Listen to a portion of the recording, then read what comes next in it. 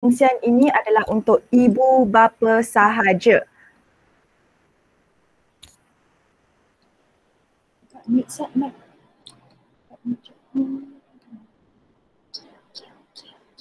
Okey, maaf.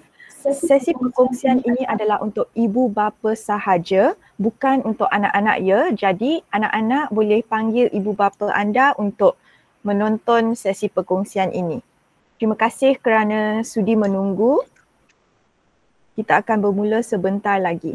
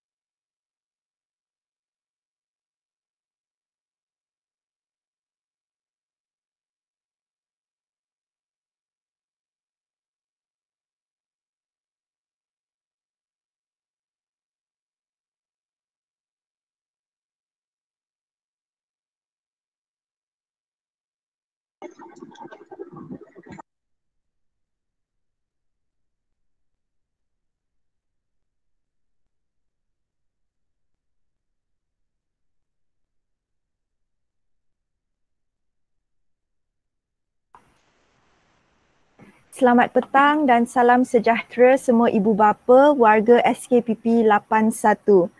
Selamat datang ke perkongsian ilmu asas 3M. Sesi perkongsian ini ditujukan kepada ibu bapa, bukan untuk murid-murid. Okey, jadi anak-anak boleh minta ibu bapa untuk hadir sesi perkongsian ini. Terima kasih kerana sudi meluangkan masa untuk menyertai pada hari ini. Nama saya Cikgu Ching Suji dan saya merupakan moderator pada hari ini. Okey, sebelum kita memulakan sesi, saya ingin mohon ibu bapa untuk mengisi borang kehadiran yang diberi melalui pautan yang boleh didapati di ruangan komen.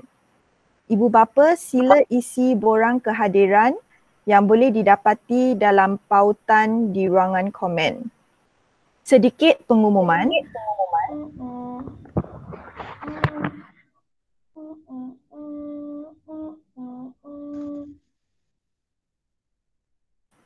Okey, maaf. Sedikit pengumuman untuk memastikan kelancaran program hari ini. Saya mohon agar semua ibu bapa menutup mikrofon agar kita dapat mendengar suara penceramah dengan lebih jelas. Sila gunakan ruangan komen untuk ajukan soalan yang anda ingin tanyakan. Soalan ini akan dijawab di hujung sesi perkongsian. Ibu bapa boleh memanfaatkan ruangan komen untuk mengajukan soalan yang akan dijawab oleh penceramah di hujung sesi perkongsian. Baiklah, izinkan saya berkongsi serba sedikit mengenai penceramah kita pada hari ini. Namanya Cikgu Nurul Nabihah binti Ishak. Beliau merupakan guru cemerlang pemulihan yang kini berkhidmat di Sekolah Kebangsaan Putrajaya Prisin 81. Beliau telah berkhidmat selama 8 tahun dalam program pemulihan khas. Beliau merupakan pemegang ijazah sarjana muda perguruan, pendidikan pemulihan sekolah rendah dan juga ijazah sarjana pendidikan bahasa Melayu daripada Universiti Kebangsaan Malaysia. Tanpa membuang masa, marilah kita menjemput Cikgu Nurul Nabihah untuk berkongsi.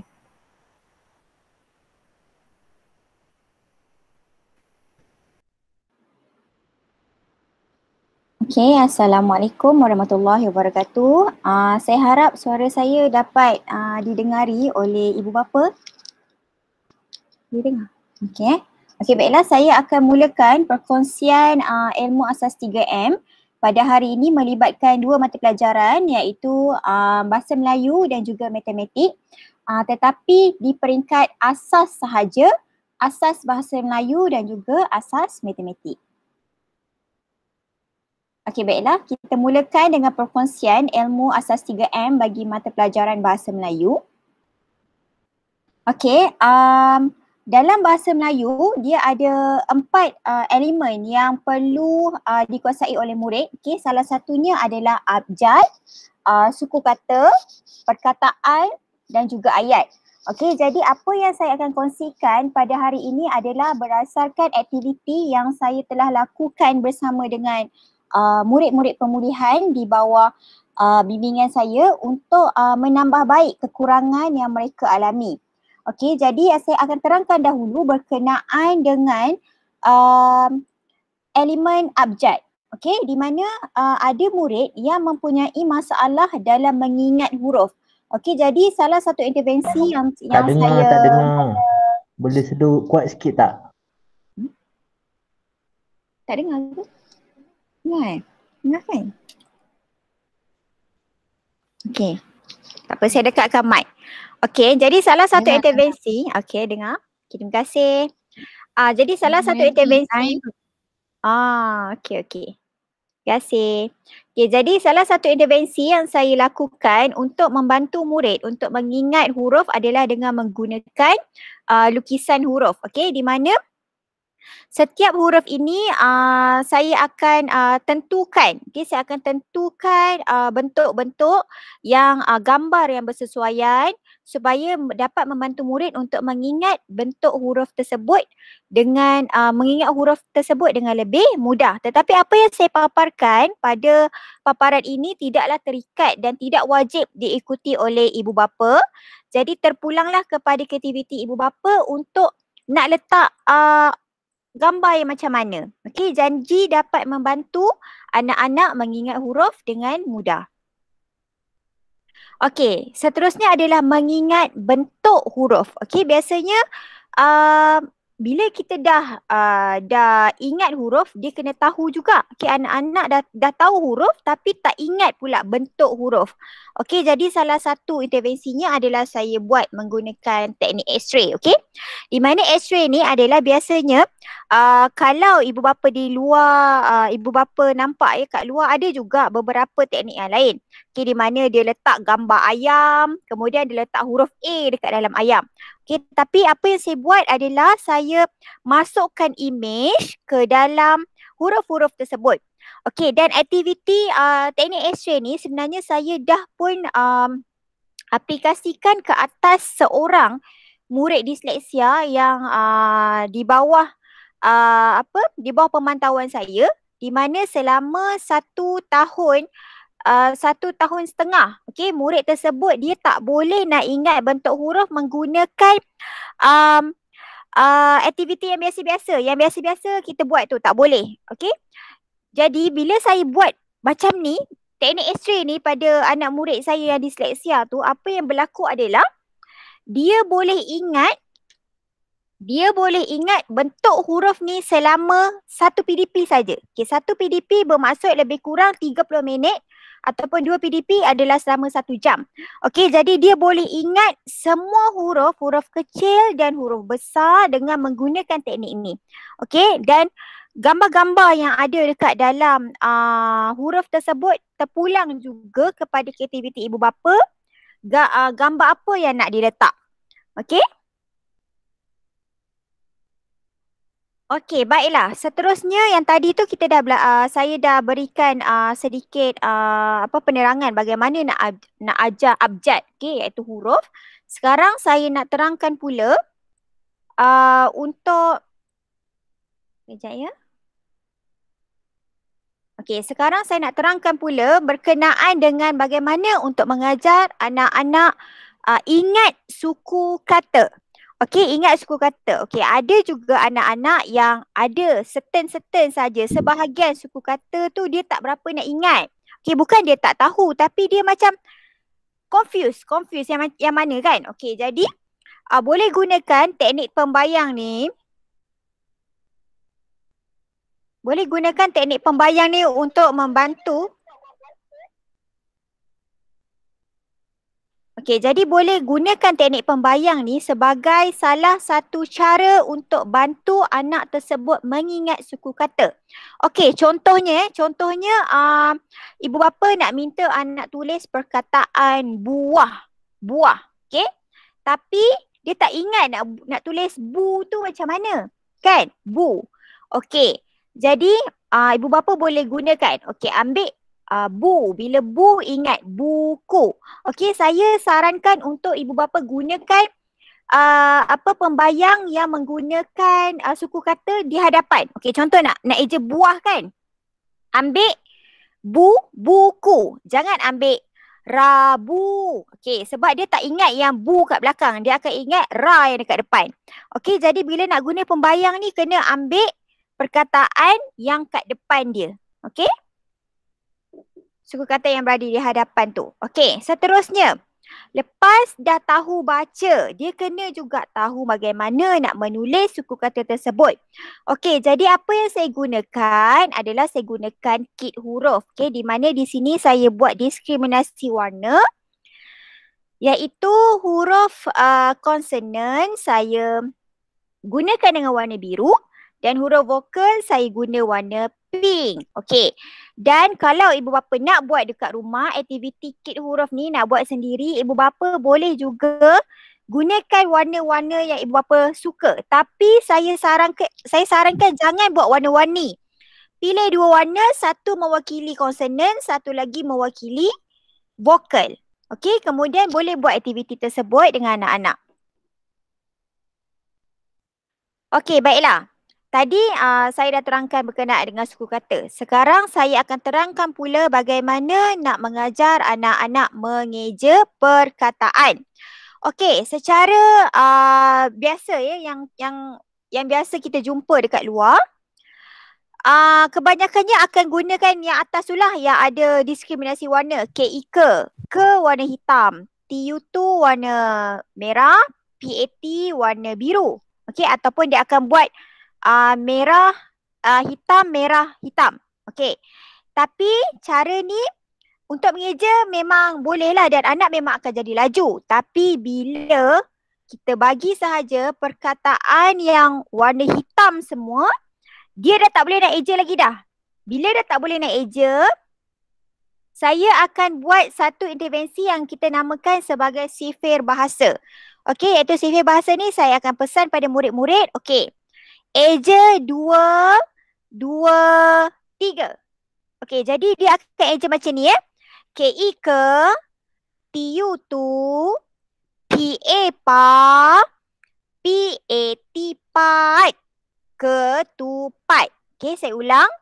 Cara eja sifir bahasa ni KI ke, TU tu, PA pa, PAT pat, ketupat.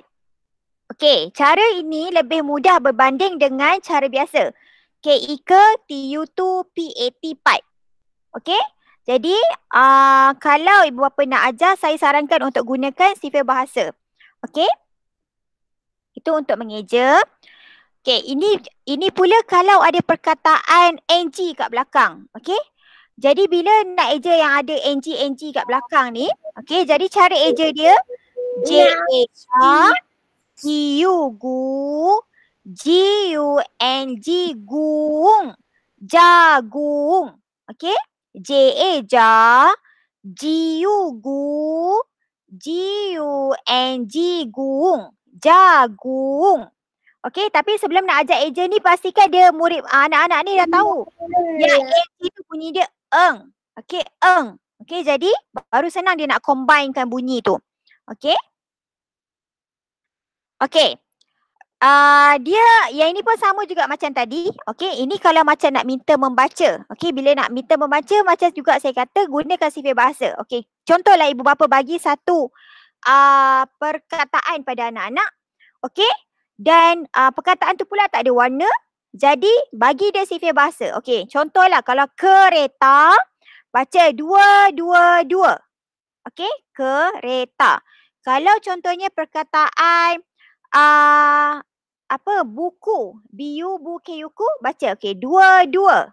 Okey, kalau udang 14. Okey, cara eja dia macam tu. Okey, cara macam tu lebih mudah untuk membantu anak buat. Dia akan buat satu senggat dekat situ untuk membaca. Dan dekat situ juga sebenarnya kita mendidik anak-anak ni untuk dia belajar macam mana dia nak eja sebenarnya. Okey. Okey, sama juga macam yang ni. Okey. Menggunakan sifir bahasa juga dan dekat sini juga kita bagi dia sifir untuk dia buat senggat dekat situ. Baca 2, 4. Okey, jadi bila kata okey baca 2, 4 maksudnya baca 2 huruf dengan 4 huruf. Okey, jadi dia akan kiralah J dengan A tu dah 2. Okey, G-U-N-G tu dah 4. Okey, baca 2, 4. Okey. Selepas dah tahu bagaimana untuk membaca perkataan, anak-anak perlu juga tahu bagaimana untuk menulis perkataan. Okey. Jadi bila nak menulis perkataan ni pun saya akan gunakan kit huruf juga. Okey, seperti mana yang saya dah katakan tadi. Iaitu huruf konsonan saya pilih untuk warna biru semua. Dan huruf vokal warna pink semua. Okey, jadi dekat sini bila nak menulis pun sama juga. Okey. Tulis 2, 4. Kalau ikut pada gambar ya, kalau ikut pada gambar jagung, jadi saya akan kata murid untuk tulis 2, 4. Okey, kenapa perlu menggunakan kit huruf ni pada peringkat awal? Sebab biasanya anak-anak ni murid-murid yang masih kecil dan memerlukan bimbingan ini, mereka akan tertinggal huruf-huruf tertentu waktu dia menulis. Jadi bila guna kit huruf, sekurang-kurangnya dapat meringankan fikiran dia, meringankan dia untuk menulis dengan cepat. Jadi bila dia pick up je huruf-huruf tu, dia susun dan baru dia tulis. Tapi jangan risau sebab penggunaan kit huruf ni dia guna bila perlu sahaja. Maksudnya bila anak-anak puan-puan dah nampak, ibu bapa semua dah nampak yang anak-anak dah mula menguasai menulis dengan baik, penggunaan kit huruf ni dah tak perlu lagi. Begitu juga dengan sifir bahasa tadi. Saya dah terangkan berkenaan dengan abjad, suku kata, perkataan, dan sekarang adalah yang terakhir sekali adalah ayat. Untuk bacaan dan juga pemahaman ini, saya menggunakan teknik bacaan highlight. Di mana teknik bacaan highlight ni adalah murid-murid perlu menggunakan pensel warna. Menggunakan pensel warna dan mereka perlu mewarnakan perkataan-perkataan yang sama di dalam bahan bacaan yang diberikan. Kalau ibu bapa perasan, dekat dalam gambar ni, saya ni adalah hasil kerja murid saya, di mana dia warnakan perkataan ciku tu semua warna hijau. Daripada atas sampailah ke bawah. Kemudian perkataan ini tu semuanya warna biru. Perkataan mama semuanya warna orange. Perkataan cuci semuanya warna purple. Dan ada beberapa perkataan yang dia tak warnakan. Dia tak warnakan sebab perkataan tu dia tak ada pasangan. Jadi bila dia tak ada pasangan, dia tak perlu warna. Kenapa aktiviti bacaan highlight ni perlu dilakukan? Sebab dia salah satunya adalah untuk membantu murid membaca dengan lancar dan akhirnya dia faham apa yang dia baca. Sebab ada juga murid-murid, kalau kita tak buat aktiviti ni, kalau tak buat aktiviti ni, dia akan eja balik. Walaupun perkataan tu sebenarnya dia dah jumpa banyak kali. Dia dah jumpa banyak kali dah perkataan tu. Tapi dia akan eja lagi, dia akan eja lagi. Jadi dengan penggunaan warna ni, aplikasi warna ni sebenarnya kita dah bantu dia untuk dia codingkan perkataan-perkataan tu. Contoh dia dah eja dah perkataan ciku. Dia dah eja perkataan ciku. Kemudian baris yang pertama, dia akan eja ini, I-E-N-I ni, ini. Kemudian ciku tadi dia dah eja dah dekat atas. Jadi dia takkan eja dah sebab dia kata ni tadi dah jumpa dah dekat atas tu kan. Jadi dia pun akan terus baca. Ini ciku. Lepas tu dia baca pula baris yang kedua. Ini ciku. Mama tu dia tak eja lagi. Jadi dia akan eja pula M-A-Ma, M-A-Ma, Ma-Ma. Dia pun baca ini ciku mama. Lepas tu begitu jugalah dengan baris-baris yang seterusnya. Ini adalah untuk aktiviti membaca bahan bacaan bergrade. Seterusnya adalah saya bagi juga tips bagaimana untuk membantu anak-anak ni membaca petikan. Petikan yang mudah je lah. Ni adalah salah satu kronologi latihan membaca yang ibu bapa boleh buat dekat rumah. Bila anak-anak dah berada di tahun 1, dia akan berhadapan dengan satu petikan yang boleh dikatakan pada, kalau murid-murid yang masih lemah ni, dia akan rasa macam satu bahan ni adalah kompleks untuk dia baca dan dia rasa macam banyak nak kena baca. Jadi bila dah nampak banyak, dia secara tak langsung dia akan mengganggu motivasi murid tersebut untuk membaca. Sebab dia rasa banyak, dia tak nak baca dah. Jadi aktiviti yang ibu bapa boleh buat dahulu adalah ibu bapa turunkan susunkan ayat daripada petikan tadi tu menjadi bahan bacaan bergrade. Jadi bila dia dah ibu bapa dah susun jadi ayat bahan bacaan bergrade tu, kemudian baru minta dia baca. Dan sebolehnya adalah ibu bapa ambil buku ataupun kad yang legap, okey, dan tutupkan. Tutup kalau nak minta anak nak minta anak baca baris yang pertama, tutup baris yang kedua dan ke bawah. Kemudian baru turun lagi, turun lagi, turun lagi, turun lagi, turun lagi. Okey? Macam tu. Okey, lepas dia dah boleh baca, sebab tadi tu lebih kepada membatang suku kata kan. Sebab dia ada warna untuk dia nak bantu murid tersebut untuk baca dengan lebih lancar.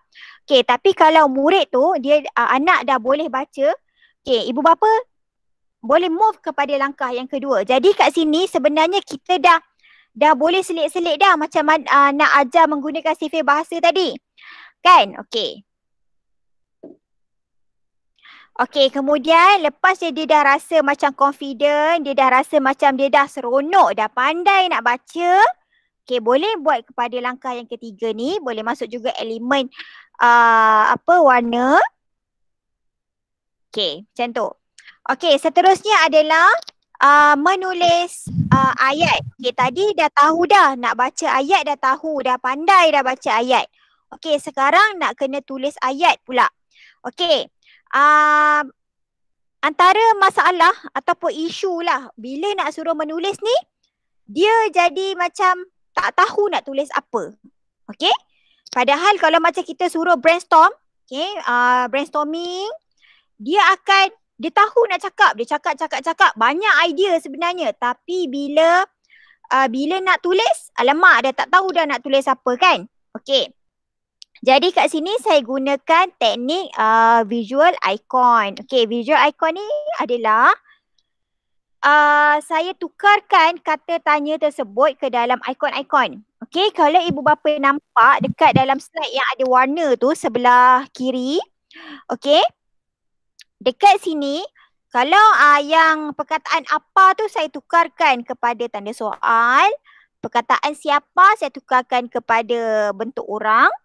Bila saya letak kalender, jam, okay, berapa saya letak nombor dan di mana tu saya letak gambar gerai. Okay, tapi kalau macam ibu bapa ada aktiviti sendiri nak tukarkan elemen, bukan elemen, gambar tu, boleh juga terpulang, okay. Okey, ini adalah antara tips. Kat sini tak silap saya ada 4 cara bagaimana untuk membantu anak-anak belajar membaca dengan cepat. Okey, di antaranya adalah cara yang pertama belajar abjad melalui suku kata. Okey, di mana ambil suku kata, contohnya ba, bu, be, bi kan? Okey, jadinya dekat dalam suku kata tu belajar abjad. Okay, belajar. Tadi dah tahu B. Okay, ni B dengan apa? B dengan A. Ni huruf A. Lepas tu bagi pula B dengan I. Okay, ni huruf B, ni huruf I. Okay, maksudnya kat situ kita dah bridging banyak kemahiran dekat dalam tu. Okay. Lepas dah belajar suku kata, boleh move kepada perkataan macam biasa. Kemudian belajar membaca ayat mudah. Kemudian menulis ayat mudah, kemudian bacaan dan pemahaman. Okey, itu cara yang pertama. Cara yang kedua pula adalah kalau anak-anak dah pun menguasai abjad, okey, sekarang ni nak dia dah tahu dah ABC tu dah tahu. Okey, cuma suku kata pula yang sangkut sikit-sikit. Okey. Ibu bapa boleh terus ajar anak perkataan, melalui perkataan tu ajar suku kata. Okey, sebab kalau kita nak fokus ajar suku kata je, suku kata, tak tahu sampai bila dia boleh belajar perkataan. Okey, jadi daripada perkataan tu, okey, ambil mana-mana yang dia tak tahu tu kan. Contohlah dia nak eja kereta. Okey, tapi eja re tu dia tak ingat re kan. Okey, tapi tak apa. K dengan ta tu dia dah tahu dah. Okey, jadi nanti bila ajar dia akan eja K-I-K sebab dia dah tahu. Bila R-I tu dia tak tahu dah. Okey, kat situ ibu bapa ajar R-I, re. Okey, lepas tu T-A, ta. Dia pun sebut ta sebab dia dah tahu. Okey, jadi kat situ pun dah jimatkan masa untuk ajar anak. Okey, kemudian boleh terus belajar membaca ayat mudah, menulis ayat mudah dan akhir sekali bacaan dan pemahaman. Okey, seterusnya adalah cara yang ketiga. Okey, cara yang ketiga ni adalah untuk anak-anak yang dah pun menguasai suku kata dan juga abjad. Okey, cuma ada beberapa perkataan yang beberapa pola perkataan yang dia tak kuasai. Okey, tak apa. Okey, jadi waktu ajar membaca ayat mudah tu, waktu tu boleh ajar perkataan. Biasanya perkataan yang jarang-jarang lah, yang lambat sikit nak dikuasai ni perkataan yang melibatkan digraf. Okey, contohnya macam bunyi SY, yang bunyi KH, yang bunyi TR, kan, troli, khemah, syarat. Okey, benda-benda macam tu waktu membaca ayat mudah tu kat situ boleh terapkan. Okey, maksudnya anak ni dia akan jadi lebih cepat lah kat situ sebenarnya dia belajar. Okey, kemudian lepas dah membaca ayat mudah, okey, buat aktiviti bacaan dan pemahaman dan juga menulis ayat. Okey, ni adalah cara keempat. Cara keempat ni adalah belajar perkataan melalui bacaan dan pemahaman. Okey, kalau ibu bapa perasan, yang bahan bacaan bergrade yang tadi saya dah tunjukkan tadi, yang menggunakan teknik bacaan highlight tu, itu contohnya kalau nak ajar anak-anak terus bacaan dan pemahaman. Tapi dekat sini ibu bapa perlu ajar anak tu ikut pola-pola tertentu. Okay, sebab kat dalam bahasa Melayu ni, kalau dalam pemulihan kita ada lebih kurang 30 pola macam tu, 30 pola perkataan. Okay, jadi kalau macam untuk murid-murid yang dah pun menguasai beberapa perkataan, okay, kat sini saya akan terus ajar bacaan dan pemahaman. Okay, contoh tadi perkataan ciku. Kalau ikutkan, alamak, ciku ni macam simpelnya. Okay, tapi tak apa. Sebab kat situ sebenarnya kita nak terapkan untuk mereka aktiviti pemahaman sekali. Okay, membaca dan memahami bahan yang dibaca. Kemudian dia boleh menulis ayat. Menulis ayat ni boleh buat aktiviti secara lisan dahulu pada peringkat awal. Kemudian boleh move terus kepada menulis ayat. Okay, kalau macam contohlah, biasanya ayat murid-murid yang darjah 1, darjah 2 kan, dia tak berapa nak gramatis lah ayat tu kan. Okey, jadi minta anak ni untuk sebut dulu, awak nak tulis apa? Okey, dia pun cakap lah saya nak tulis ni.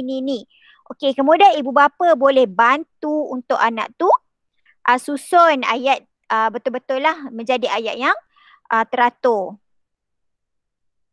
Okey, ini adalah antara isu-isu yang biasanya lah kat dalam bahasa Melayu lah biasanya. Kat sini saya banyak menggunakan visual coding strategi, di mana saya memang suka aktiviti yang melibatkan neuroimaging ni sebenarnya. Benda-benda yang membantu kreativiti dan juga imajinasi anak-anak. Okey. Jadi antara isu yang pertama adalah menulis arah kanan ke kiri. Dia macam tulisan Jawi lah kiranya kan. Okey, jadi intervensi awal yang boleh ibu bapa jalankan adalah dengan meletakkan simbol ataupun gambar ataupun buat warna kecalik sikit-sikit kat sebelah kiri tu untuk remark. Okay, untuk bagi tahu dekat anak ni sebenarnya awak kena tulis ikut daripada kiri pergi ke kanan. Okay. Tapi bila dah lama-lama nampak macam anak ni dah boleh menulis dengan baik dah daripada arah yang betul, okey, dah boleh buang dah. Dah boleh buang dah simbol ke gambar ke warna kat tepi tu. Okey? Yang kedua adalah isu yang kedua adalah menulis arah huruf yang terbalik. Okey, contohnya perkataan dam. Yang saya bagi contoh ni lah, dam. Tapi yang biasanya juga yang terbalik adalah huruf yang menjadi kebiasaannya adalah huruf B dengan huruf D kan. Okay. Jadi kat sini untuk membantu anak-anak ni mengingat arah huruf dengan betul. Okay, so minta diingat satu benda je, satu huruf je. Nak ingat huruf B ke nak ingat huruf D? Okay, jadi nak lebih mudah saya pilih huruf D lah. Okay, sebab D, okay, di bahu kiri, Didi and friend. Macam tu. Sebab huruf D kan dia macam garis ke bawah, kemudian pusing sebelah kiri. Okay, jadi dia macam tahulah kan nak tulis sebelah kiri. Okay. Dan biasanya bila melibatkan arah-arah huruf yang terbalik ni, biasanya ibu bapa ataupun guru-guru ni dia akan jadi macam confused lah. Murid ni disleksia ke apa kan? Sebab arah terbalik-terbalik ni biasanya akan dikaitkan dengan disleksia. Okey. Kalau murid tu ada disleksia, kita boleh detect dia melalui pembacaan dan juga penulisan. Okey, kat situ boleh detect. Okey, dan dia boleh detect di antara umur 7 hingga 8 tahun. Okey, tapi kalau persepsi visual ataupun kita panggil dia visual perception ni boleh detect daripada umur 0 hingga 6 tahun. Okey, sebab dalam umur 0 hingga 6 tahun ni, arah yang terbalik kiri, kanan, atas, bawah, depan, belakang tu benda yang biasa untuk pada peringkat umur tersebut. Okey, tetapi bila ibu bapa dah nampak benda tu, dah nampak dah ada masalah dekat situ, ibu bapa digalakkan untuk membuat terapi, membuat rawatan dengan cepat. Okey, maksudnya cepat ni bukanlah pergi hantar pusat terapi. Bukan, maksudnya kalau dia terbalik, cepat-cepat tegur. Terbalik ni kan. Macam tu. Dia tak boleh dibiarkan. Sebab murid yang ada visual perception, dia senang sangat dirawat. Senang berbanding dengan murid disleksia. Sebab tapi nak dapatkan disleksia ni, dia melalui saringan daripada pakar perubatan dahulu, barulah boleh diasahkan sebagai disleksia. Okey? Okey, seterusnya keliru bentuk huruf. Okey, keliru bentuk huruf ni dia macam huruf-huruf yang hampir-hampir sama, macam huruf N, macam huruf B dengan D tadi. Okey? Jadi sama juga, kalau macam ni pun saya akan minta murid untuk ingat satu je. Nak ingat huruf M ke nak ingat huruf N? Okey, tapi biasanya murid dia lebih ingat huruf M lah sebab M tu dia macam MACD kan. Okey, jadi ingat je huruf M. Okey? Okey, seterusnya adalah membaca dan menulis perkataan menggunakan suku kata yang jarang digunakan. Okey, yang jarang digunakan ni maksudnya dia jarang-jarang baca, jarang-jarang tulis. Okey? Okey, contohnya saya bagi kebaya. Murid ni dah tahu, nak eja ke dah tahu, nak eja ba dah tahu. Bila nak eja ya je dah tak tahu dah. Okey, jadi apa yang saya buat adalah saya akan kaitkan dengan kartun Bobo Boy, Yaya. Okey, sebabnya bila dia jumpa je Yaya tu dia tahu sebenarnya Yaya. Okey, tapi bila nak tulis balik ataupun nak baca dah dia macam tak tahu. Okey, jadi bila apa pun intervensi ataupun apa pun aktiviti yang ibu bapa buat kat rumah, sebaiknya adalah menggunakan persekitaran murid. Sebab itu perkara elemen persekitaran yang paling dekat sekali dengan dia. Okey? Okey, saya dah pun selesai untuk bahasa Melayu. Jadi sekarang saya akan kongsikan pula untuk asas matematik. Okey, untuk asas matematik, di antara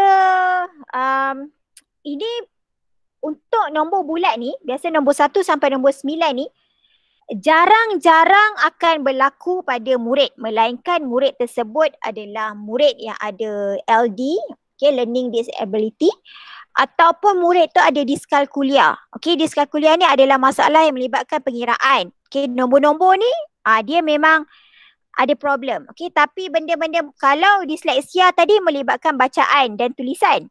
Okay, kalau diskalkulia dia lebih kepada matematik. Okay, jadi antara intervensinya adalah ibu bapa boleh buat lukisan huruf. Okay, lukisan huruf ni terpulang kepada ibu bapa nak buat lukisan yang macam mana. Janji akhirnya memberikan impak lah kepada anak tersebut untuk ingat nombor dengan lebih mudah. Okey, seterusnya adalah mengenalkan nombor dalam operasi asas. Okey, operasi asas. Biasanya dalam aktiviti ini, murid tu sebenarnya dia dah tahu beberapa nombor, tetapi dia tak dia tak ingat beberapa nombor yang lain. Okey, contohnya lah contohnya dia tak ingat nombor 7. Dia tak ingat nombor 7 tu macam mana rupa dia. Okey. Jadi ibu bapa boleh buat terus operasi asas. Jadi dekat dalam situ dah terapkan dah. Okey, 2 tambah 5 sama dengan 7. Okey, 7 macam ni nombor 7. Okey, tunjuk dekat macam tu dekat anak. Begitu juga dengan nombor yang nombor yang ada 2 digit macam ni, 37 tolak 10 sama dengan 27. Okey, kat situ pun sebenarnya kita dah selitkan macam-macam dah sebenarnya elemen. Okey, yang membantu anak tu untuk menguasai kemahiran dengan lebih cepat.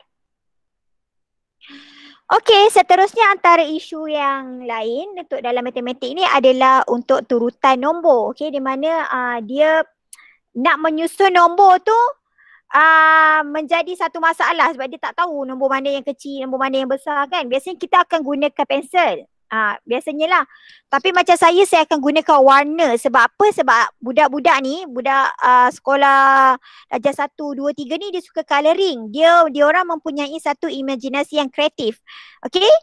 Okey, jadi saya gunakan warna. Okey, contohnya adalah nombor 79, 82, 99 dan juga 92. Okey, jadi kat sini saya nak ajar macam mana nak susun nombor. Okey, nombor menaik. Okey. Jadi langkah yang pertama adalah, okey, saya akan minta murid untuk bulatkan dahulu nombor yang di depan. Okey, maksudnya kat depan lah, dia ada kat depan. Okey, jadi murid tu akan bulatkan nombor. Okey, selepas dia dah bulatkan nombor, terus kepada langkah yang kedua. Okey, murid ni akan gariskan nombor yang akhir pula. Okey, jadi dia akan gariskan lah. Jadi sekat sini pun sebenarnya dia dah nampak dah nombor mana yang kecil, nombor mana yang besar kan. Okey, kemudian langkah yang ketiga adalah murid tu akan warnakan kotak. Okey, dia dah nampak dah 79 tu paling kecil. Jadi dia akan warnakan kotak soalan dengan kotak jawapan tu dengan warna yang sama. Okey, dia akan warnakan 82 warna pink. Jadi kotak jawapan pun dia akan warna pink. Okey, lepas tu 92 warna purple. Kotak jawapan pun warna purple. Okey, dia akan warnakan dulu semua kotak-kotak jawapan yang ada. Lepas tu akhir sekali barulah dia akan tuliskan nombor mengikut warna kotak tersebut. Okey, maksudnya kat sini dia akan buat aktiviti colouring dahulu. Barulah dia akan tulis semua jawapan yang ada. Okey. Okey, seterusnya adalah untuk aktiviti bentuk lazim. Okey, jadi pada peringkat awal, kalau nak ajar bentuk lazim, kita abaikan dahulu rumah sar, rumah puluh. Okey, kita abaikan dahulu. Okey, jadinya sekarang sebab kita nak tahu, kita nak ajar anak cara mengira dengan betul nak mula daripada mana. Okey, jadi apa yang saya buat pun sama juga. Saya akan terapkan elemen color kat sini. Okey, di mana lepas dia anak-anak ni masukkan nombor dan juga masukkan operasi. Okey, kalau nampak di lajur yang sebelah kiri ni ataupun kita panggil sebagai rumah sar, saya warnakan dengan warna ungu semua. Okey, kemudian di rumah puluh saya akan warnakan dengan warna hijau semua dan di rumah operasi tu warna pink. Okey, sebab kita nak bagi dia letak di tempat yang betul dan tepat. Okey. Kemudian proses pengiraan tu akan berlaku seperti biasa. Okey, kat sini pun kita kena ingatkanlah dekat anak-anak, okey, satu rumah ni, rumah purple ni kena ada satu nombor je.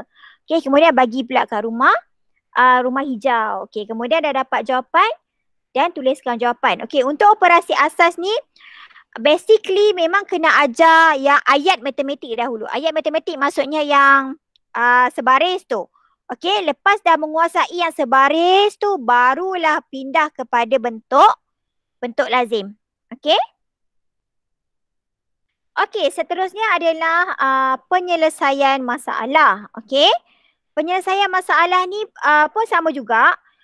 Saya akan gunakan teknik highlight di mana murid akan mewarnakan nombor-nombor dengan warna lah, kata-kata kunci tersebut dengan warna-warna.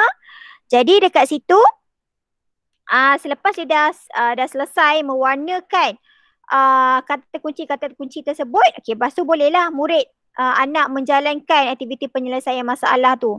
Kan? Okey, contoh kronologi macam mana nak ajar anak-anak penyelesaian masalah. Okey, memang kalau ibu bapa tengok di paparan saya ni, ibu bapa akan nampak macam simple je. Okey. Tak apa, sebab pada peringkat awal untuk kita ajar penyelesaian masalah ni memang kita kena mula daripada yang mudah dahulu kepada yang susah. Tambah-tambah pula kalau murid tersebut adalah murid yang lemah membaca. Dia lemah membaca tapi but the same time kita nak juga dia menguasai benda tu kan. Menguasai tambah, menguasai penyelesaian masalah. Okey, jadi kat rumah ibu bapa boleh buat bina satu penyelesaian masalah menggunakan perkataan-perkataan yang mudah. Apa yang penting adalah murid anak faham dan dia boleh buat benda tu. Okey, ni contoh dia. Contoh penyelesaian masalah. Kemudian pindahkan masalah tersebut, penyataan masalah tersebut ke dalam bahan bacaan bergrade. So dia akan baca line by line, kan? Okey. Untuk murid yang dah lancar membaca, tu kita boleh terus guna yang kotak yang di atas. Tapi kalau macam yang masih lemah membaca, boleh guna dahulu yang di bawah, kotak yang di bawah, iaitu membantu dia untuk membatangkan suku kata satu persatu.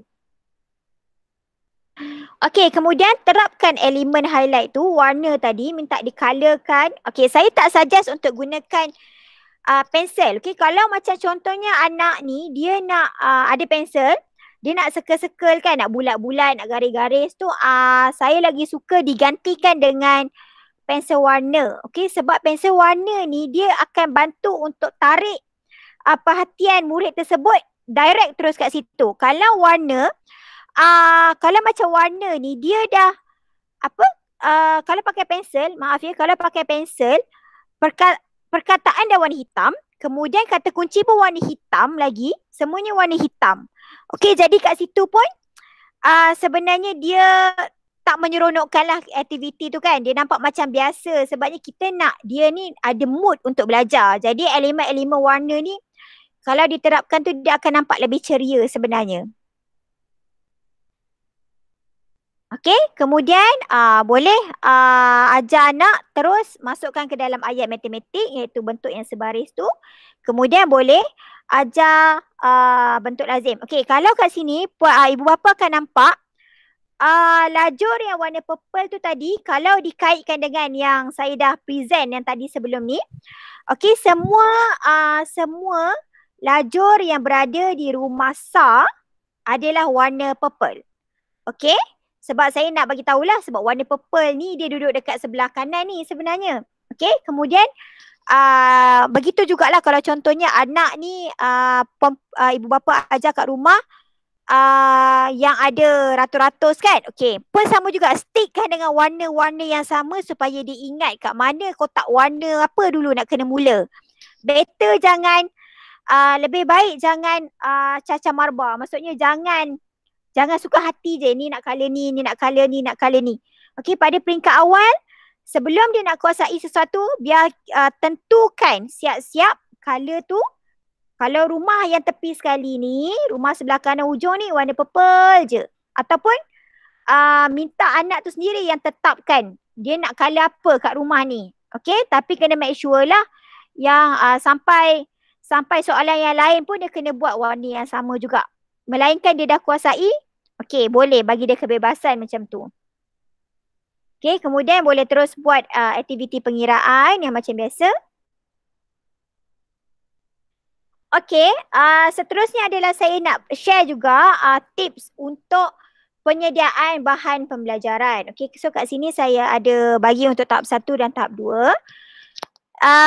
Okey, untuk tahap 1, untuk anak-anak yang prasekolah, darjah 1, darjah 2, darjah 3 ni, okey, antara ciri-ciri bahan yang membantu murid-murid tersebut untuk belajar adalah bahan-bahan yang mempunyai ilustrasi yang menarik dan juga berwarna-warni. Okey.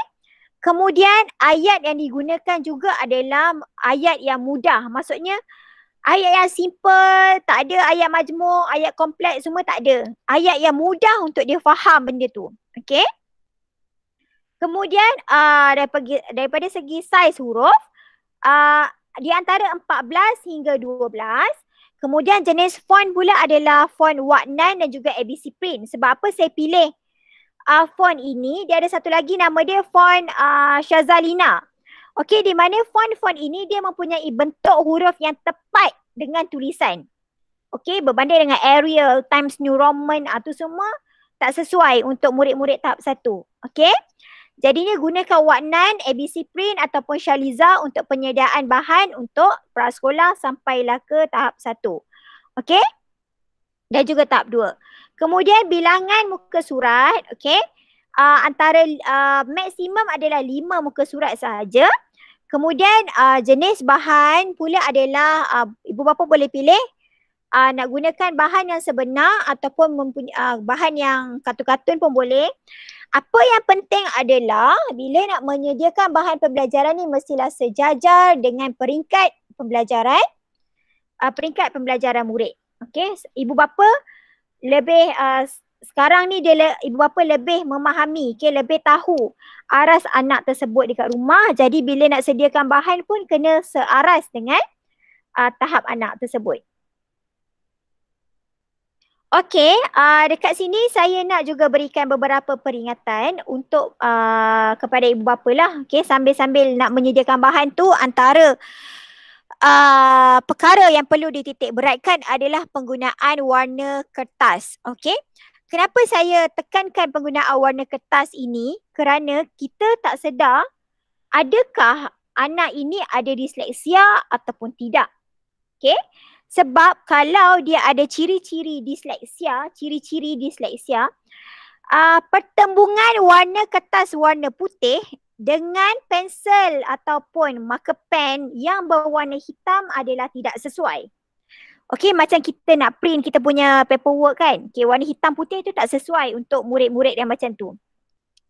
Sebab dekat situ akan menyebabkan mereka pemprosesan maklumat dekat dalam kognitif mereka ni akan menjadi bergerak. Dia akan nampak menari-nari, pergerakan macam tu kan. Jadi dia tak boleh baca benda tu, dia tak boleh baca. Jadi warna kertas ini yang disarankan oleh pakar disleksia adalah semua warna soft, semua warna yang lembut-lembut seperti warna pink, warna biru, warna hijau, warna kuning. Okey, 4 warna ni. Tapi yang lembut sahaja.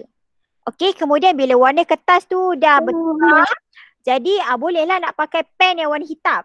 Okey, tapi kalau kat rumah tak ada kertas yang warna-warni. Okey, jadi kena tukar warna pen tu jadi warna-warni. Okey, yang penting tak ada pertembungan hitam dan juga putih. Okey? Okey, seterusnya. Terhadkan bilangan abjad, suku kata, ayat, perkataan dan juga pengiraan serta penyelesaian masalah. Apa-apa saja aktiviti yang dilakukan oleh ibu bapa dekat rumah perlu dihadkan untuk seharian lah. Maksudnya kalau ajar abjad, suku kata ataupun perkataan, perlu di antara 5 hingga 7 sahaja. Kalau macam ayat pula antara 3 hingga 5. Kalau macam pengiraan operasi asas antara 5 hingga 7. Kalau penyelesaian masalah antara 3 hingga 5. Soalan lah, okey. Kalau macam BM tadi yang di item nombor 1 dan item nombor 2, abjad, suku kata, perkataan. 5 hingga 7, nampak macam sikit tapi sebenarnya banyak. Sebab apa? Ia bukan sahaja sekadar membaca tetapi anak perlu menulis. Lepas baca kena tulis. Lepas baca tulis, baca tulis, baca tulis. Begitu juga dengan ayat. Okey, lepas dah ajar membaca ayat, minta pula anak untuk bina ayat. Lepas tu dah bina secara lisan, tulis pula. Macam tu. Dia akan, aktiviti ni memang akan ada 2 aktiviti yang jalan serentak. Sama juga dengan pengiraan, sama juga dengan penyelesaian masalah. Dia walaupun dekat rumah, ada masa terluang yang banyak, tapi untuk dapatkan mood dia belajar setiap hari. Untuk belajar mood belajar yang setiap hari, anak-anak tak perlu belajar terlalu banyak perkataan, huruf, pengiraan, penyelesaian masalah dan juga sebagainya. Cukup antara maksimum kat sini 7 soalan ataupun apa-apa saja 7. Okey.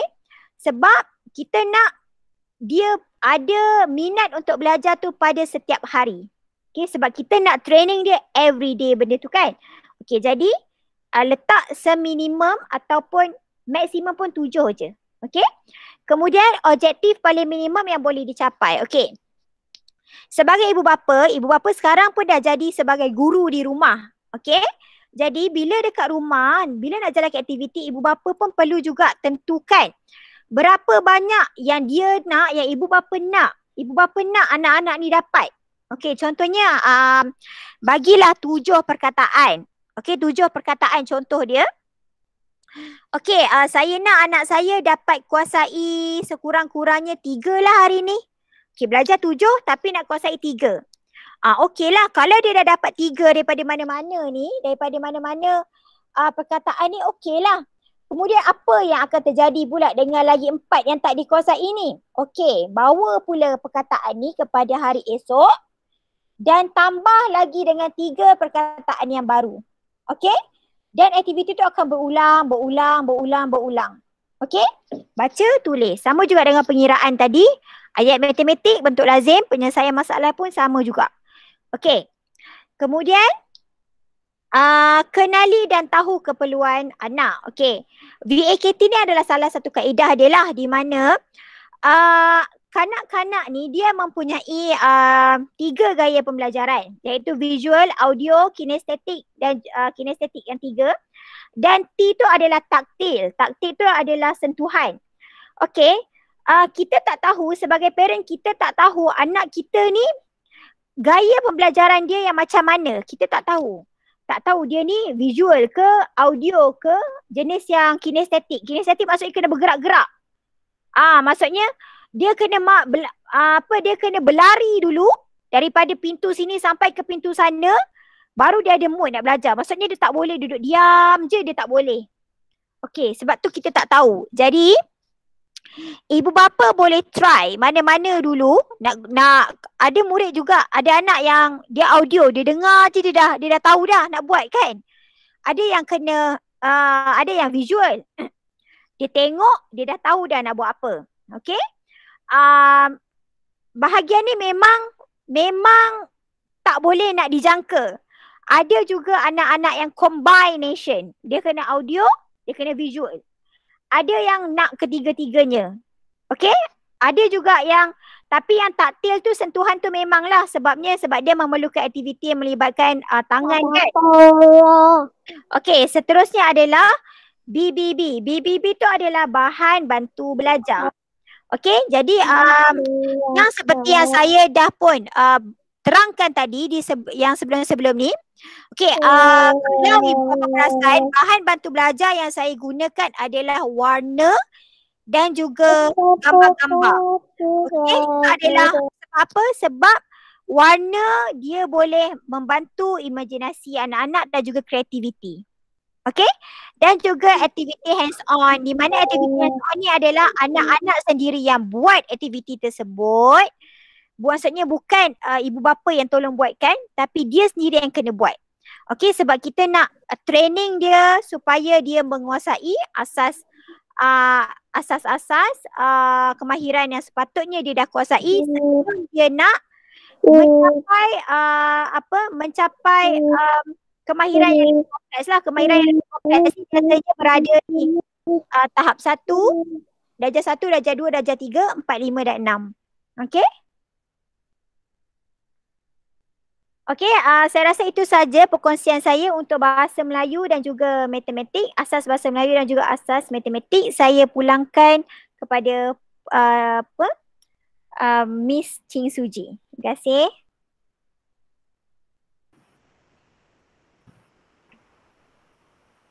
Alright.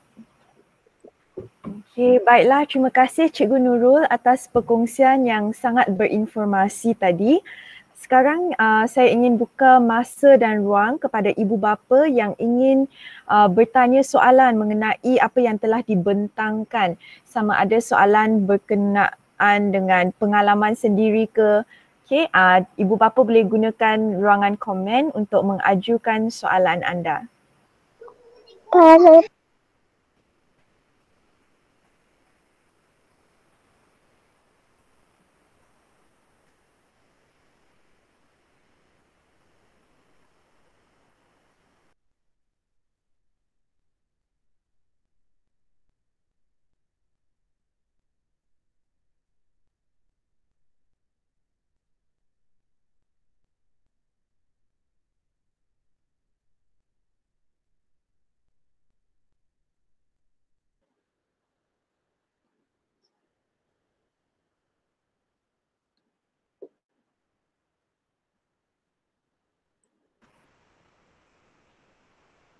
Okay, ada soalan?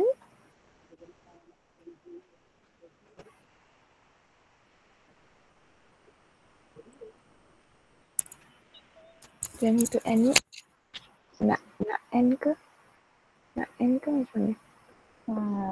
Okay. Ada soalan. Okey, saya ajukan satu soalan kepada Cikgu Nurul ya.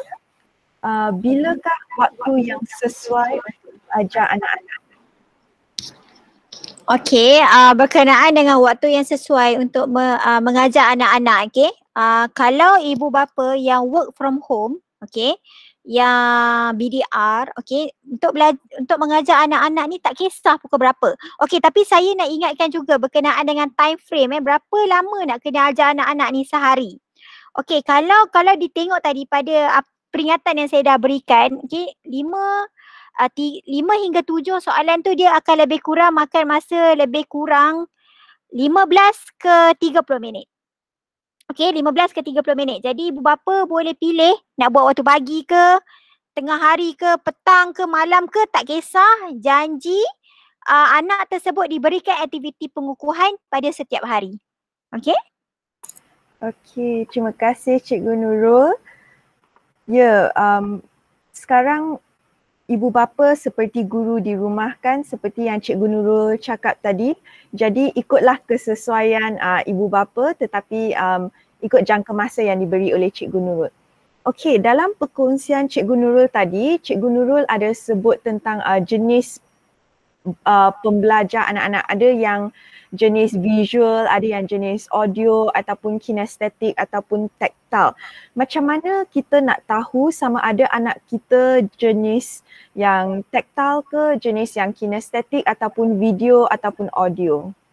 Okey, kalau macam ibu bapa nak tahu, nak kenal aktiviti ni memang perlu dilakukan secara berulang-ulang. Okey, sebabnya saya sendiri pun, walaupun saya seorang guru, saya sendiri pun tak tahu anak saya ni dia gaya pembelajaran yang visual ke, audio ke, kinestetik ke, taktil ke. So saya kena try semua, kemudian last kali barulah saya macam okey, boleh, saya akan nampak dekat mana yang sebenarnya cara dia belajar. Nak dapat tahu ni cara anak-anak belajar ni memang aktiviti tu perlu dilakukan secara berulang-ulang. Dan kalau macam ibu bapa nak kiranya nak dapat, nak bagi anak tu cepat dapat apa yang dia belajar, boleh serapkan 4 terus elemen tersebut masuk. Okey, 4 terus, visual, audio, kinestetik dan juga taktil. Okey, serapkan terus 4, kemudian dia akan anak tu akan dapat input tersebut. Okey, kalau macam ibu bapa nak tahu anak tu dengan lebih detail, boleh try satu. Okey, boleh try nak try visual dululah. Nak tengok dia faham tak benda tu. Nak try audio lah.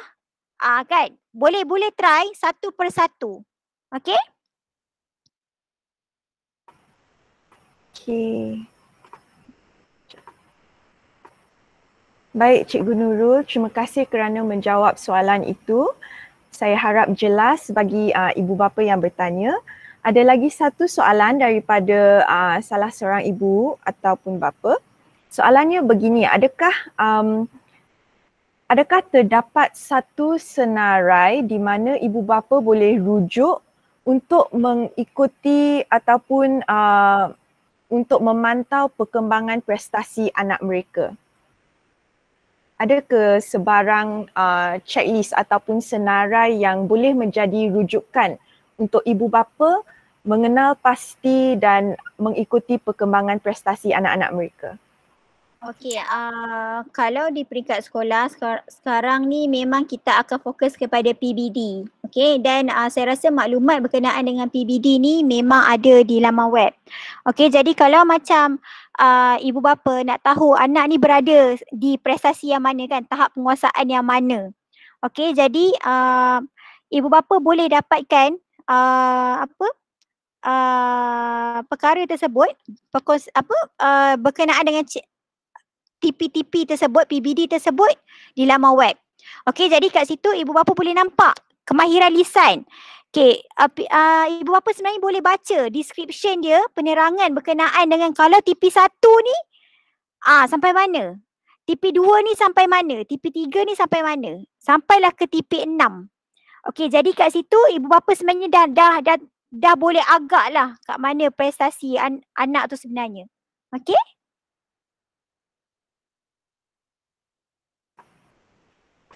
Okey, terima kasih Cikgu Nurul.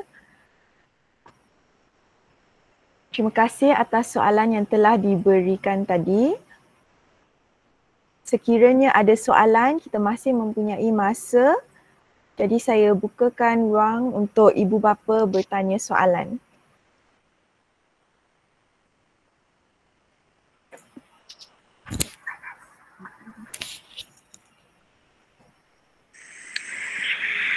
Macam mana kita nak pujuk anak tu untuk membaca? Sebab kadang-kadang di rumah ni banyak gangguan. Terutama ada TV and then kakak-kakak abang main games. So banyak kali panggil dia untuk membaca tu is a bit difficult for me actually. Okey Puan. Terima kasih atas soalan. Okey, bila nak anak Puan prasekolah ke? Maaf saya nak tanya. 6 tahun dengan 8 tahun. Okey.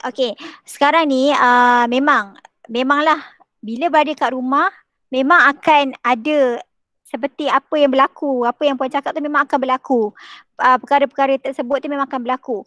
Okey, jadi dekat sini apa yang saya boleh cadangkan adalah bila nak buat aktiviti membaca, abang dan kakak pun kena support jugalah. Kan? Maksudnya mungkin Puan boleh minta abang atau kakak manfaatkan kebolehan abang dan kakak ni untuk ajar adik-adik dia membaca sekejap. Kan? Okey, kalaulah contoh anak-anak ni dia tak nak dengan abang ataupun tak nak dengan kakak dia, mungkin Puan boleh maksudnya bawa anak ni pergi ke satu ruang yang lain untuk membaca sekejap. Tapi untuk anak-anak yang anak-anak yang prasekolah dan juga tahap 1 ni, dia memang kita memang kena ada perjanjian dengan dia, di mana perjanjian tu okey, hari ni kita akan baca 3 perkataan je, 3 je. Okey, lepas tu you boleh buat apa je yang awak nak, kan? Okey. Kemudian tapi kena tepatilah janji tersebut. Okey, kemudian bila dia dah kalau contohlah janji tersebut tidak ditepati, esoknya dia akan jadi lain. Motivasi dia tak nak lagi sebab dia rasa dah dipermainkan. Okey, jadi kalau macam untuk peringkat awal, kalau contoh anak Puan tak nak ataupun Puan susah nak tackle dia, Puan kena cuba juga. Saya tak tahu macam mana cara nak tackle tu. Okey. Tapi kalau Puan buat perjanjian, biarlah minimum dahulu. Buatlah 3 dulu ke membaca, 3 ayat, 3 perkataan, 3 huruf ke, macam tu. Okey, itu je lah suggestion yang saya boleh bagi. Okey? Memang kena setiap hari ke cikgu? Saya suggest memang setiap hari. Sebabnya aktiviti pengukuhan kena berlaku setiap hari. Sebab tu saya kata saya bagi satu guideline di mana kalau nak ajar maksimum tu 7 je. Okey, kalau macam 7 tu puan rasa still lagi banyak, kurangkan jadi 5. Tapi janganlah 1 ataupun 2, sikit sangat. Okey, dia paling-paling pun 3. Macam tu. Okey? Okey, faham. Okey. Terima kasih cikgu. Sama. Okey, terima kasih kepada ibu bapa yang bertanya soalan dan juga kepada Cikgu Nurul. Ada satu soalan yang juga mungkin ramai ibu bapa yang sedang fikir. Pada pandangan Cikgu Nurul, adakah sesuai untuk kita mengajar 3 subjek terus dalam sehari kepada anak-anak? Contohnya matematik, bahasa Melayu dan English. Semuanya dalam hari yang sama. Apakah pandangan Cikgu Nurul? Okey, pada pandangan saya, kalau puan nak ajar 3 subjek satu hari, boleh. Tapi kena minimum. Maksudnya tak boleh, okey, pukul 8 sampai pukul 10 matematik. Lepas tu pukul 11 sampai 1 BM. Dia macam lepas tu terus pula rehat sekejap, makan-makan, lepas tu malam sambung pula BI. Okey, dia akan rasa macam lamanya belajar ni 2 jam ni. Bila dia ada kat rumah, dia punya mood dia belajar dia dah lain, kan? Jadi minimumkan objektif pembelajaran tersebut. Apa yang puan nak dia dapat pada hari tersebut. Okey, jadi minimumkan supaya dia rasa macam dia belajar tu, okey, matematik ni sikit je. Lepas tu BM ni sikit, BI pun sikit juga. Okey, jadi esok sambung lagi. Sambung lagi macam tu. Tapi kalau seandainya anak puan dah nampak macam menguasai matematik. Okay, maksudnya dia dah boleh dah matematik ni, tinggal nak polish sahaja. Puan boleh buat selang-seli. Maksudnya hari ni nak matematik, esok BM, lusa English. Ataupun buat combination. BM Maths, lepas tu esok Maths BI. Lepas tu combine lagi dua. Okay, macam tu. Okay? Okey, terima kasih Cikgu Nurul. Ya, yang penting sekali anak-anak mestilah seronok belajar. Okey, seronok belajar dan sesuai dengan tahap mereka. Okey, lagi satu soalan Cikgu Nurul. Apakah bentuk bahan bacaan yang sesuai untuk anak-anak mengikut peringkat umur? Contohnya anak-anak yang masih kecil tetapi mereka sangat berminat untuk membaca. Apakah bahan ataupun bentuk bacaan yang sesuai? Okey, mengikut umur anak. Okey. Saya tak berapa jelas umur anak ni range dia berapa, kan? Saya kalau Puan Nur Hafizah ni boleh bagi tahu umur anak puan umur berapa ya? Prasekolah ke macam mana? Okey, tapi kalau contohnya saya anggaplah okey 8 tahun, maksudnya dah darjah 2. Okey. Kalau dia ni masih lagi lemah, okey, saya anggap lemah lagi. Okey, jadi boleh pilih bahan bacaan yang ada pola-pola. Okey, saya pernah nampak ya dekat laman web pelangi.com, ya, buku pelangi. Memang dekat situ ada bahan bacaan yang memang ikut pola-pola yang mana murid-murid pemulihan pun belajar ikut pola-pola tu. Okey. Jadi kan kalau puan boleh dapatkan buku tu adalah lebih baik. Okey, tapi kalau contohnya puan tak dapat dekat Facebook, memang banyak perkongsian daripada cikgu-cikgu yang diorang buat bahan memang ikut pola-pola. Jadi bila ikut pola-pola dia akan baca tu mudah. Okey, lebih mudah. Sebenarnya bahan bacaan yang disediakan ikut pola ni adalah lebih mudah dikuasai oleh murid berbanding dengan bahan bacaan yang kita beli kemudian dalam tu pola dia ada banyak, bercampur-campur. Okey, tapi itulah nak bagi dapat yang spesifik tu saya suggest yang pelangi. Ada satu bahan bacaan pelangi yang dibuat oleh seorang penulis lepasan ijazah Dr. Falsafah, Dr. Aliza Ali. Okey, jadi yang bahan dia memang bagus untuk bahan bacaan. Dia kalau bahasa Melayu dia ada 40 buah buku yang nipis-nipis saja. Kalau bahasa Inggeris, dia ada tim lain pula. Dia ada lebih kurang 15 buah buku bacaan. So bahasa Melayu dia ada 40, bahasa Inggeris dia ada 15 buku lah, buku bacaan. Memang baguslah dan saya memang gunakan buku tersebut untuk ajar anak saya yang berusia sekarang dia prasekolah. Kemudian dengan yang anak yang nombor 2 tu yang 4 tahun. Tu memang baguslah buku dia daripada Pelangi. Saya harap menjawab.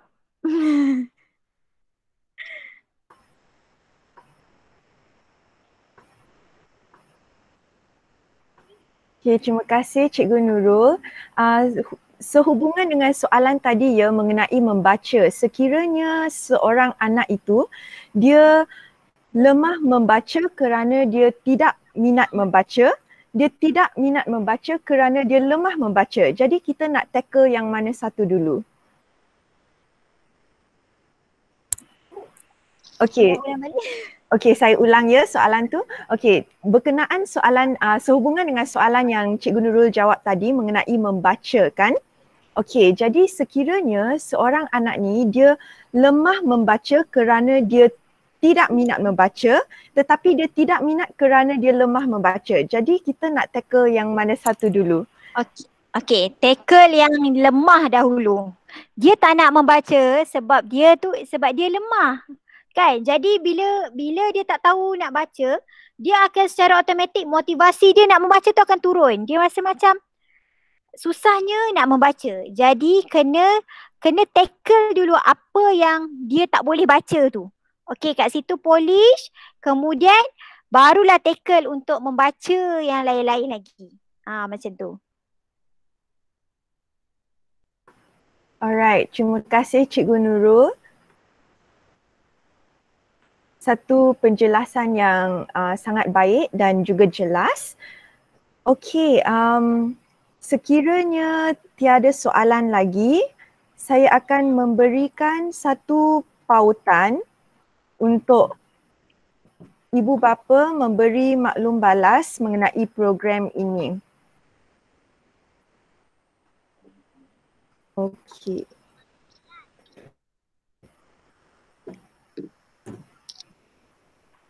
Baiklah, sekiranya tiada soalan lagi, saya akan tutup sesi perkongsian. Terima kasih Cikgu Nurul atas informasi yang diberikan. Saya percaya ia sangat bermanfaat dan persoalan yang ada telah dijawab dengan sebaik mungkin. Sebelum ibu bapa beredar, mohon jasa baik ibu bapa untuk mengisi borang maklum balas program ini yang boleh didapati melalui pautan dalam ruangan komen. Okey, sila isi borang maklum balas yang boleh didapati melalui pautan dalam ruangan komen. Terima kasih sekali lagi kepada semua yang sudi hadir pada hari ini. Kita jumpa lagi pada masa hadapan. Kejap saya tengah buka laman web Pelangi untuk saya dapatkan buku yang tadi tu yang saya share tu.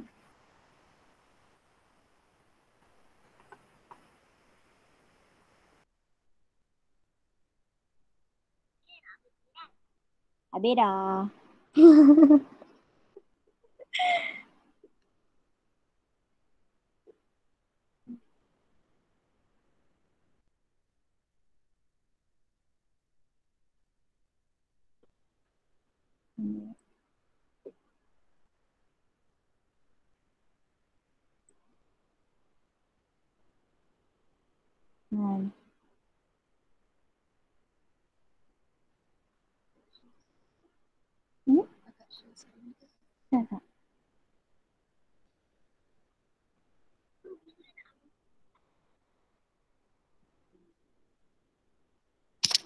Okey, ibu bapa saya dah sharekan link daripada Pelangi Bookstore tu.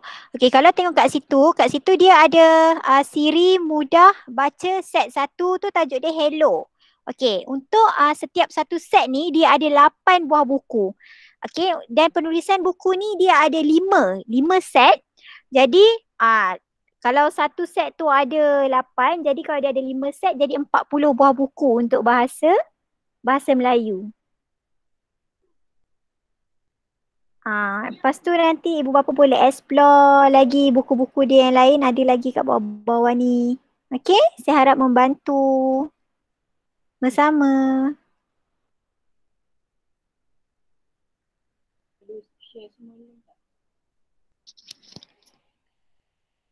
Dah 3 link dah.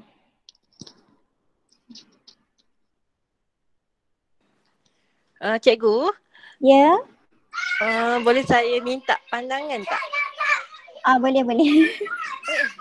Sekejap. Mama ada kelas dah sayang. Sekejap. Macam ni, sebab buyer diorang ni macam saya ada anak 4 orang, perempuan semua. Okey. Sulung tu 11 tahun. Jadi Okey. dia join group WhatsApp dengan kelas dia, semua main game Roblox lah, game Mobile Legends lah.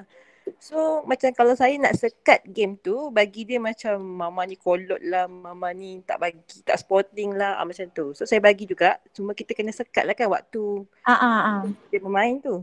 Cuma lah bila apa-apa dia nak macam mana dia akan apa-apa lepas belajar dia terus buka handphone. Belajar dia terus nak main. Itu dia punya reward yang diminta sekarang. Ya memang kalau kalau macam kat saya pun dalam program pemulihan pun memang kita akan ada satu sistem reward di mana kita nak dia belajar sebenarnya kan. Kita nak dia belajar. Okey, tapi lepas tu dia boleh buat apa je dia nak. Benda tu memang akan berlaku sebab yang penting sekarang ni adalah kita nak dia belajar. Macam tu. So tak apalah, maksudnya okey lah as long as dia belajar, ya. Okey, tapi mungkin saya tak tahu berapa lama yang dia nak main Mobile Legends tu. Itulah kan. Sebab nanti dia akan tak risau ada masalah lain, masalah rabun ke kan? Sebab saya bekerja, so dia akan tinggal dengan adik dia. Tapi tengah hari saya baliklah tengok dia. Cuma bila kita tak ada tu memang sentiasa lah. Maksudnya dia akan attend kelas, habis je terus buka. Itulah mungkin juga kalau puan itulah kan. Kalau puan tak keberatan mungkin boleh block dulu ke. Mungkin boleh buat waktu puan ada lah kat rumah kan. Ada apps kan untuk kita control kan? Parents control kan? Ada. Kawan saya kata ni adalah. Okay, terima kasih cikgu. Okey puan, terima kasih.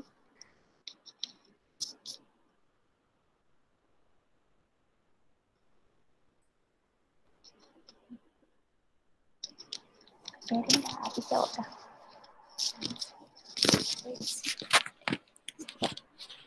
Okey, apa kalau tak ada fikir pilih out lah. Okey, baiklah, sampai di sini sahaja sesi perkongsian kita pada hari ini. Sekiranya ibu bapa telah mengisi borang maklum balas yang telah diberikan dalam ruangan komen, ibu bapa boleh meninggalkan sesi inilah. Terima kasih.